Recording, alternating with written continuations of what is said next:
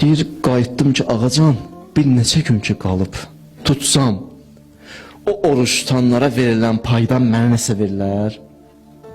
İmam cavab verdi, dedi, ya Salim, bir gün tutsun, axırı, bir günü. Allah sənə bilsən nələr verər? Dedim, nə verər? Dedi, can üstündəki bəzi insanlar çətin can alır, bir sözlə çətin can alırlar.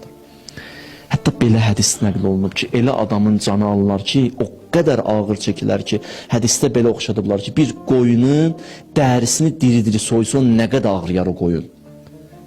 Bəzi insanlar belə can verəcək. O qədər qəlizdir. O anlarda, o bir gün oruç ki tutmuşdur Rəcəb ayının axırı, o can vermək ona rahatlaşar.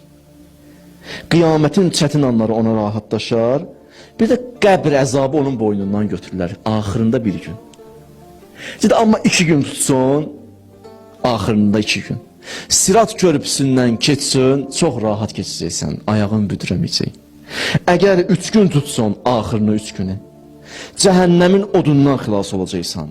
Cəhənnəmin odundan Allah səni xilas edəcək.